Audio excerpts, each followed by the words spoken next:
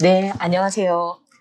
금속 플라스틱 적층 제조 토탈 솔루션 기업 3D 시스템즈 백소령입니다. 네, 오늘도 만나 뵙게 돼서 반갑습니다. 오늘은 3D 프린터를 여러분들 많이 사용하고 계시는데, 네, 여러분의 그 생산 현장에서 또는 시제품을 제작하는 랩 현장에서 프린터를 보다 더 효율적으로 선정하고 활용할 수 있는 가이드를 좀 소개시켜 드리려고 합니다. 3D 프린터 굉장히 다양한 범위에서 많이 활용이 되고 있는데요. 현재 40년이 넘는 많은 개발, 연구, 활용 기간 동안 지금 저는 이걸 5가지 단계로 좀 구분해서 여러분들하고 같이 좀 이야기를 시작해 볼까 합니다. 가장 많이 활용하고 계시는 시제품 제작의 단계. 저희가 3D 프린터를 최초 발명하고 활용하기 시작하면서 그리고 지금까지 가장 많이 활용되고 있는 분야가 지금 이 시제품 제작의 1단계이죠. 그런데 여기에서 요즘 여러분들이 가장 많이 관심을 가지고 좀 움직이고 있는 부분들, 우리 소위 말하는 4차 산업혁명이라고 하는 이런 새로운 산업구조 변화에 맞춰서 다품종 대량 생산이라든가 어떤 기존에 만들고 있던 부품을 고부가가치화해서 생산하시려고 하고 더 나아가서는 앞으로의 블루프랜에 맞춰서 생산 라인을 좀 더 자동화 양산하고자 하시는 이 3, 4, 5단계까지 다양한 시도들과 도전들이 지속되고 있는데요. 이 과정에서 한편으로는 대량 생산에 가기 전에 현재 3D 프린터가 가지고 있는 어떤 소재적인 한계 부분들을 간이 생산, 저희가 오랫동안 해왔던 주조라고 하는 부분을 통해서 또 접근하시는 방법도 있으십니다. 3D 프린터에서는 이 시제품과 대량 생산 사이에 여러분들이 간이 생산을 시작할 수 있는 방법으로 주조와 몰드를 지원을 하고 있는데요. 최종적으로 만들고자 하는 이 부품에 대한 원형 패턴을 3D 프린트로 주조가 가장 잘 될 수 있는 준공 구조를 만들어서 이런 형상들을 원하시는 타겟 금속 레진을 이용해서 금속 몰트를 이용해서 보시는 것처럼 캐스팅하는 간이 생산들도 많이 활용을 하고 계시죠.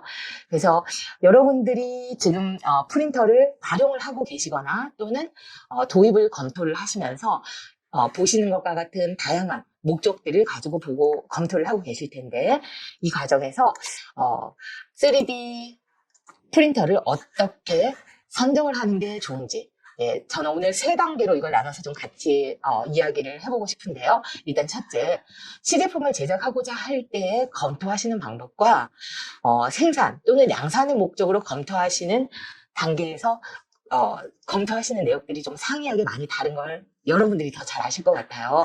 많은 분들이 시제품을 제작하시려고 할 때는 가장 기본적으로 소재와 빌드 사이즈를 많이 문의를 하십니다. 물론 소재와 빌드 사이즈, 시제품 제작의 단계나 간이 생산이나 양산의 단계에서도 검토를 하시는데 세부적인 내용을 보시면 보시는 것처럼 시제품을 제작하시고자 할 때는 그냥 범용 소재인데 어떤 특징이 있는 거, 형상과 기능을 그냥 검토하고 싶다는 거, 범용 소재로 보통 접근을 많이 하고 계시고요. 그리고 생산이나 양산으로 가시게 되면 정말 이렇게 만들어진 파트가 화학적으로, 기계적으로 내지는 어떤 성능을 제어할 수 있는지, 그리고 그 이후에 표면이나 마감 작업에 대한 용이성까지를 포함해서 굉장히 심도 있는 질문과 선정 조건들을 가지고 계시죠. 이걸 좀 혼합해서 저희가 어떻게 적층제조 설비를 선정하는지 좀 같이 보도록 하겠습니다. 제가 디스커버리, 평가 2가지로 좀 나눠봤는데요. 프린터에 관심을 가지시고 뭔가 새롭게 만들어보고자 하시는 탐색의 과정에서 많은 분들이 1차 문의를 하실 때, 가격대가 맞을까? 미세 성형은 가능한가? 사이즈는 얼마나 크게? 대형 사이즈. 저희가 가장 많이 받는 질문이 1m 정도가 프린터가 가능할까요? 라든가 내지는 100미크론짜리 니들 같은 형상이 핀 같은 형상이 있는데 프린터가 가능한가요? 라는 이런 막연한 질문들 검토 단계에서 많이 받고 있습니다. 그리고 소재에 대해서도 가장 범용적으로 우리가 엔드 유저 파트 소비자 제품들에서 많이 사용하고 있는 ABS, PE, PP 등등의 소재 가능한가요? 라는 단계에서 여러분의 탐색들이 시작이 되고 있고요. 실제로 최종 장비, 설비를 선정하는 단계에서는 성형 부품에 대한 퀄리티를 보고 싶어 하시는데 이 평가의 단계에서는 실제적으로 여러분의 산업 현장에서 사용하시는 제조하시고자 하는 타겟 부품을 가지고 오셔서 그 부품에 대한 성형 정도에 대한 퀄리티와 기능적으로 작동은 잘 되는지, 그리고 전체적으로 이 부품을 만드는 데까지 소요되는 생산의 속도, 그리고 조립과 운영에 따른 생산 비용, 그리고 유지 보수 기술적인 측면에서 어느 정도 관리가 되는지 하는 이런 것들을 쭉 평가를 하셔서 최종 결정을 하게 되시죠. 요거를 좀 더 오늘 세션이 여러분들이 이런 3D 프린터, 적층 재료 설비를 선정을 하시고 활용하시는데 좀 더 고민하시는 사항들을 체계적으로 같이 좀 정리를 해보는 시간으로 준비를 했기 때문에 오늘 이거를 3단계로 좀 나눠 봤습니다. 스텝 1을 좀 자세히 살펴보죠. 말씀드렸던 것처럼 이제 시제품을 제작하려고 하실 때 많은 분들이 소재를 본인들이 만드시고자 하는 주요 산업군 애플리케이션의 특징에 따라서 저희는 보명 소재가 필요해요. 강성이 좋았으면 좋겠는데 투명도가 내지는 컬러가 우리는 의료 쪽이라서 생체 적합성이 좋았으면 좋겠어요. 요즘 전자부품 쪽에 유관된 분야에서는 이제 워낙 전자부품들이 발열 작업들이 많기 때문에 내열 소재를 찾는 경우들이 좀 많기도 하죠. 실제로 요즘 프린터 한 대에 지원되고 있는 소재들이 굉장히 많습니다. 예를 들면 여기 이제 피겨4라고 하는 프린터만 하더라도 프린터 한 종에서 18가지의 소재를 보시는 것처럼 사용하실 수가 있어요. 시제품을 제작하시는데 자유롭게 소재를 빠르게 교체하시면서 다양한 소재를 사용하실 수가 있고요.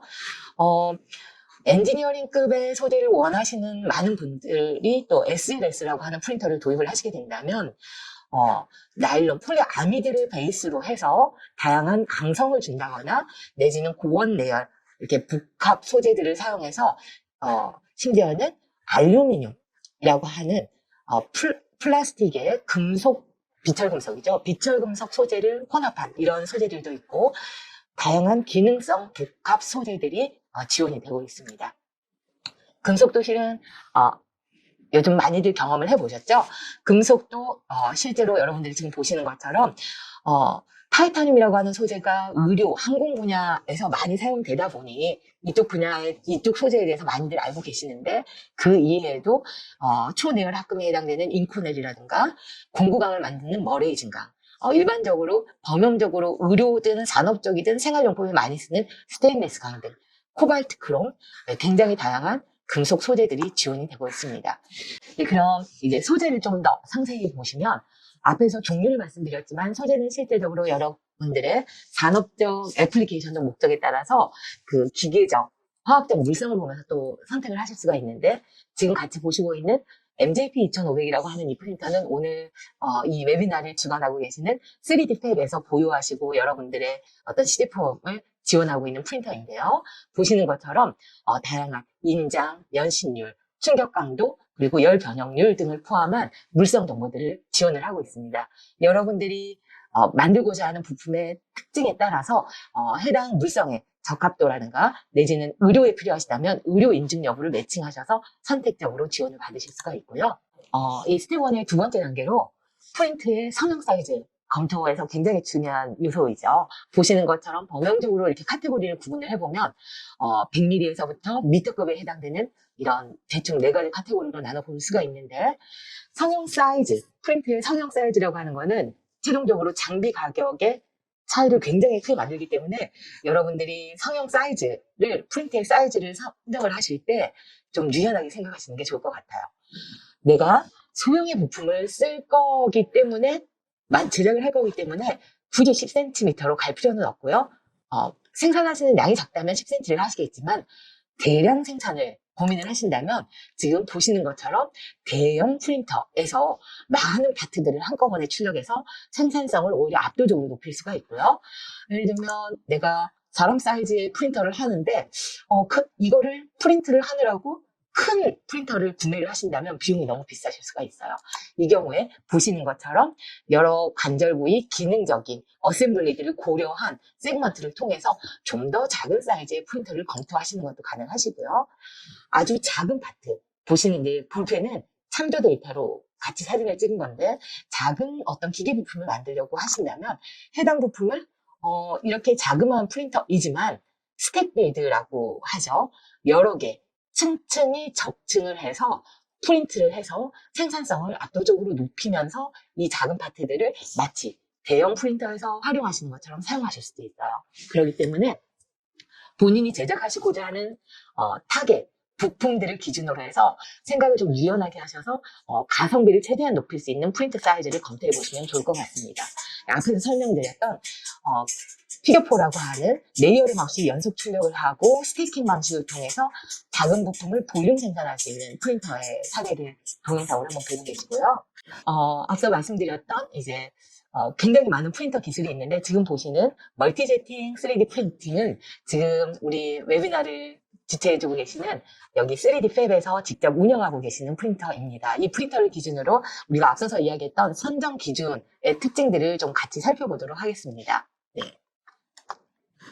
정밀 형상, 저희 스텝 1의 세 번째 단계인 정밀 성형. 이 프린터가 우리 3D 팹에서 보유하고 기술 지원, 서비스 지원을 해주시고 있는 이 멀티젯 프린터가 왜 정밀 성형 형상이 정밀 형상 성형이 가능하냐 하면은 특별하게 특허를 가지고 있는 미상변이 제어 기술을 가지고 있어요. 이 프린터는 여러분들 이름에서 보시는 것처럼 제팅 방식이어서 여러분 2D 프린터 많이 사용하시죠? 그 2D 프린터에 잉크젯 방식으로 노즐을 통해서 잉크를 제팅, 분사시키면서 여러분의 글자와 이미지를 만들어주고 있는데 이 멀티 제팅 프린트는 잉크가 여러분이 프린팅을 하고자 하는 소재, 이 소재를 노즐에서 분사를 할 때 떨어지는 위치에서 단순 제트 드랍으로 퍼지는 게 아니라 미상변이 제어를 하면서 정확한 위치에 그 형상을 유지하면서 떨어지기 때문에 아주 미세한 형상이나 엣지, 샤프한 각 부분들을 굉장히 정밀하게 표현이 가능해요.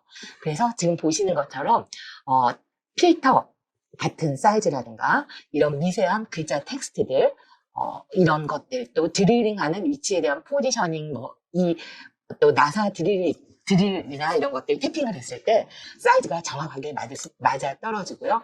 예를 들면 A와 B 두 가지 사례가 있는데 요거는 샤워기 헤드를 테스트한 사례예요. 만약에 정밀 성형이 안 된다면 보시는 것처럼 엣지가 라운드가 지고 형상들의 이렇게 버 같은 것들이 생기죠.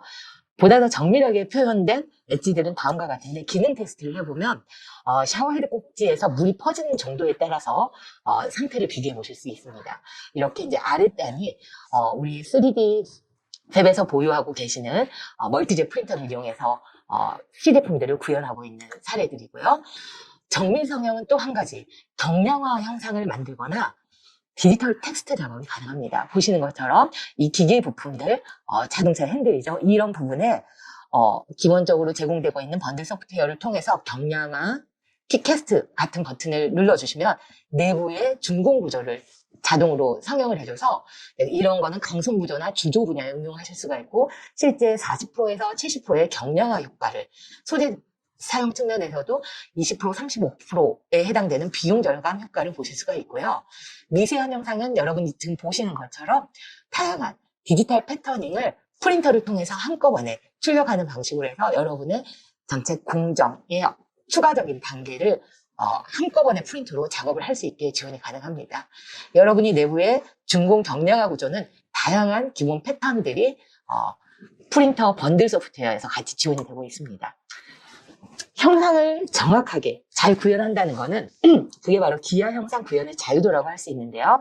이런 특징들 때문에 일체형 조립이 완성되어 있는 상태로 프린트를 하고 그냥 이렇게 움직일 수 있는 무빙 파트들을 관절 마디마다 이런 기계적인 기능에 따라서 이렇게 한꺼번에 움직이는 조립 일체 형상의 무빙 파트 제작이 가능하고요.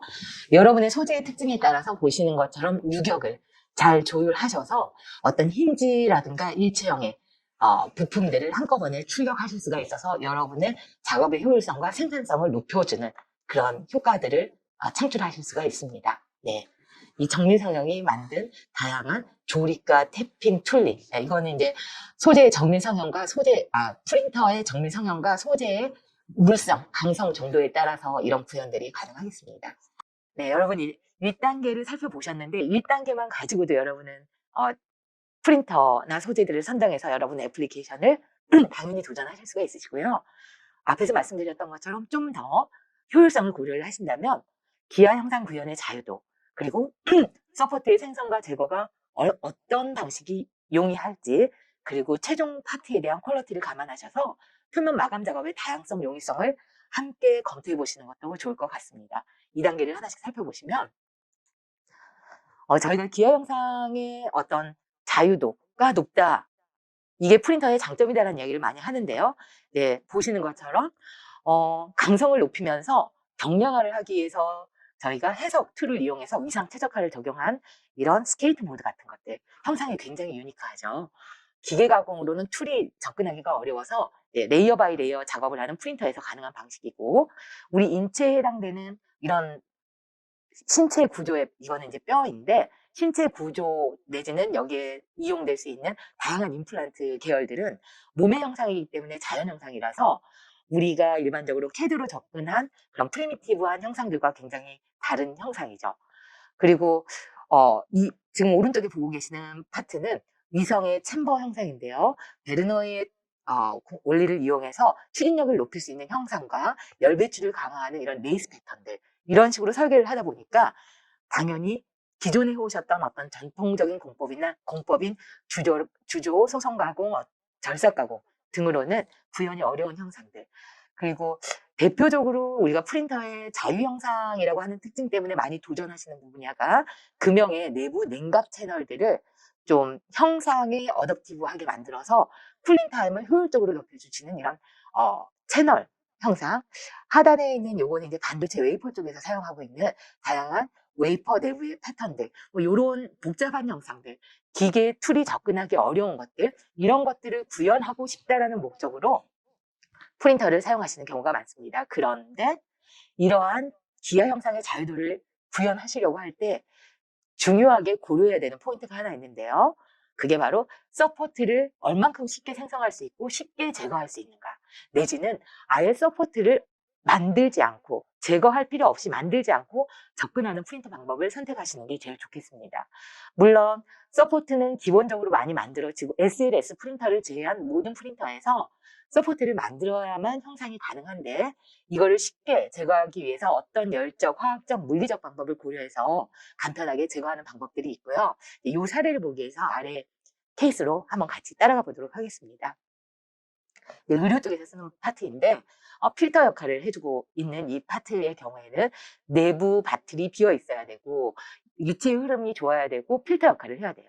이런 파트에 대해서 손쉽게 깔끔하게 내부에 갇혀있는 파우더나 서포트를 제거를 할 수 있어야 되는데, 이런 갇혀있는 서포터나 파우더를 어떤 기계적, 화학적 방법으로 작업을 하는 경우에 보시는 것처럼 실제 파트에 데미지가 오는 경우가 굉장히 많습니다. 오늘 웨비나를 주관해주고 계시는 3D 팹에서 운영하고 있는 MJP2500 프린터 같은 경우에는 서포트를 천연 왁스 소재를 사용을 하고 있어요. 그래서 이 왁스는 우리 부품을 만드는 폴리머 파트 성형 소재 대비 융점이 굉장히 낮기 때문에 온도 조절에 따라서 간편하게 서포트를 제어를 할 수가 있습니다. 보시는 것처럼 서포트가 달린 파트를 스티머 기계에 넣어서 뚜껑을 닫아서 두면은 서포트 왁스만 녹아내리고, 녹아진 서포트는 이제 기름은 기름으로 닦아내는 거 아시죠? 그래서 오일에서 한번 헹궈서 꺼내면 여러분의 최종 파트가 완성되는 방식으로 서포트를 굉장히 용이하게 제거하는 방법들을 지원하고 있습니다. 우리가 서포트를 아예 생성하지 않는다고 하는 SLS 프린터, 어떤 형상도 자유롭게 만드실 수 있는데, 지금 보시는 것처럼 내부에 갇혀있는 파우더 같은 경우는 물리적으로 서포트를 털어내는 방식을 통해서 털어내고 최종 파트를 킵하게 되는데, 근래에는 이런 파우더를 털어내는 방식들도 자동화시켜주고 있는 자동화 부대 설비들이 많이 생산돼서 공급이 되고 있습니다. 세 번째, 서포트의 생성과 제거가 상대적으로 용이한 프린터 방식으로 SLA 프린터를 좀 소개시켜 드리려고 합니다. 보시는 것처럼 이제 SLA는 여러분 너무나 잘 아시는 것처럼 이렇게 간단하게 서포트를 브레이크 해낼 수가 있고요. 이게 가능한 이유는 언급한 것처럼 부력을 이용한 최소 형상의 서포트를 만들 수 있기 때문입니다. SLA 프린터는 기본적으로 광경화성 레진이라고 하는 프린트를 이 배대에서 레이저가 컴퓨터에서 보내주는 단면 형상을 이 수저에 조사를 하면서 성형을 하는데, 파트는 성형된 파트가 레진 안에 담겨 있는 방식이기 때문에 주변에 있는 액체인 레진이 부력에 힘을 주어서 최소 형상의 서포트를 가지고 작업이 가능하고요. 이러한 최소 형상의 서포트는 보시는 것처럼 파트를 하나만 배치하는 게 아니라 위에 층층을 쌓아 올리는 방식으로 멀티 스텝 방식으로 적재를 해서 여러분이 단시간에 굉장히 많은 파트들을 한꺼번에 출력할 수 있도록 지원을 하고 있습니다. 서포트계에서 가장 어렵다고 하는 금속 프린터입니다. 이 금속 분야에서 서포트가 어려운 이유는 지지해주는 서포트라고 하는 기본적인 역할과 더불어서 이 금속 파우더를 고출력 에너지로 용융을 시키면서 파트를 성형해 나가기 때문에 고출력 에너지가 1500도, 2000도에 가까워질 때 이 용융되고 있는 열 에너지를 방출해주는 열 배출의 역할을 해야 하기 때문에 이 서포트가 좀 어렵기도 하고 상대적으로 많은 서포트를 달아야 되는 그런 방식인데요. 이 프린터, 이렇게 해서 만든 금속 파트는 최종적으로 어떤 물리적으로 지금 보시는 것처럼 니퍼나 툴들을 이용해서 제거하는 방법도 가능하고 내부의 채널들을 화학적인 방식으로 에칭을 하거나 또는 자동화를 위해서 절삭 가공이라고 하는 여러분 너무나 잘 아시는 이 기계 가공의 방식을 함께 연결해서 전체 워크플로우를 자동화할 수가 있습니다. 보시는 것처럼 CAD로 설계한 디자인 데이터를 정량화나 여러 가지 작업들을 어플라이 한 다음에 프린트에 가기 전에 해석 작업을 통해서 어느 부분에 소송 변화가 심하거나 열 응력이 높아져서 문제가 되는지를 사전 점검하시고 최종 파트를 프린팅을 진행을 하신 다음에 품질 검수 이후에 하셔도 되고 뭐 다음 단계 하셔도 되는데 프린팅 하신 다음에 이 파트에 대한 최종 서포트를 제거하는 작업들은 프린트에서 제너레이트 해준 툴 패스를 기반으로 해서 CNC 가공기에 안착시킨 후에 깎아내는 방식으로 해서 여러분 최종적으로 서포트를 제거해내시고 그래서 보신 것 같은 최종 양산의 부품을 완성을 하실 수가 있습니다. 그래서 우리가 적층 제조라고 하는 이 3D 프린터 기술과 절삭 가공이라고 하는 머시닝 기술을 전체적으로 작업 공정으로 잘 정리를 하시면 이 하이브리드 방식을 통해서 보다 더 쉽게 자유롭게 효율성을 높이는 작업 공정을 정의해 보실 수 있을 것 같습니다. 세 번째로 품질 퀄리티를 높이기 위한 표면 마감을 위한 다양한 작업들이 있는데요. 여러분 이런 피겨는 여러분 많이 경험해 보셨을 것 같아요. 플라스틱으로 프린팅한 정밀성형 부품에 다양한 도금이나 염색, 페인팅을 통해서 효과를 내실 수도 있고요. 이제 자동차 부품인데 자동차 바디인데 이 바디 샤시는 실제로는 SL 프린터로 디자인 검토를 위해서 프린터가 되었고 그 위에 도장 작업을 진행을 하였습니다. 자동차의 그 헤드라이트 같은 경우도 SLA 투명 재료를 이용해서 프린팅을 하고 다양한 염색 작업을 통해서 효과를 내기도 하고 있고요. 아래 보시는 자동차 도어 부분에 이런 것들도 실은 플라스틱으로 출력을 해서 플라스틱 위에 금속 크롬 도금이나 크롬 도금을 하기도 하고 팔라티나 도금을 하기도 하고 염색 도장을 통해서 또는 CFRP 수전 작업 등을 통해서 다양한 효과들을 내보실 수가 있습니다. 마지막 세 번째 단계인데요. 이 세 번째 단계는 실제로 양산을 하시고자 하는 경우에 여러 가지 공정의 효율성을 높이거나 수율을 높여야 되기 때문에 엔지니어링 노하우를 기반으로 한 공정의 효율성과 원가를 최대한 극대화 절감을 시킬 수 있는 작업의 편의성 이런 부분들을 같이 검토하실 필요가 있고요. 양산의 부품이기 때문에 최종적으로 물성 그리고 작업자의 노출의 문제들이 있기 때문에 안전이나 인증이라고 하는 것들이 전체적인 설비 공간과 시스템에 맞춰서 다 갖춰져 있어야 될 것 같습니다. 첫 번째, 작업의 편의성으로 소프트웨어들이 원스톱 소프트웨어가 있어요. 여러분이 금속 파트를 만들고자 하는 경우에 CAD 설계에서부터 전체적인 포지셔닝, 경량화, 에러에 대한 추측, 그리고 최종 파트를 만들고 가공을 하는 툴패스 작업까지 해서 전체 작업 흐름을 이런 전문 소프트웨어, 3D 엑스퍼트 같은 소프트웨어를 통해서 팔로우하면서 진행을 하시면 작업을 훨씬 더 간결하고 쾌적하게 진행하실 수가 있고요. 플라스틱 프린터도 마찬가지입니다. 마찬가지로 원스톱 번들 소프트웨어들이 있어서 CAD 파일을 가지고 오시고 문제가 있는 부분을 리페어를 하시거나 추가적인 설계 작업을 진행을 하시거나 최적의 배치를 통해서 최대의 생산성을 가질 수 있는 스택 어레인지먼트를 하거나 서포트를 만들어서 프린팅하고 전체적인 작업 현황을 모니터링해서 큐 관리를 하시고 다양한 프린터를 전체적으로 네트워킹하는 이런 번들 소프트웨어를 통해서 여러분의 작업을 좀 더 쾌적하게 효율적으로 관리를 하실 수가 있고요. 두 번째 해당되는 엔지니어링 노하우로는 그냥 프린팅만 하시는 게 아니라 기존의 전통 공정이라고 했던 사출이라든가 열성형, 하이드로포밍, 이런 실리콘 몰딩 같은 다양한 전통 방식에 적용될 수 있도록 프린트를 좀 하이브리드로 사용하실 수 있는 다양한 방법들이 가능하고요. 가장 중요한 물성 안정 인증. 이건 정말 양산을 위해서 절대적으로 중요한데요. 이거는 시스템과 소재와 설비 공간 모두에 적용되어야 되는 항목이라고 볼 수 있을 것 같습니다.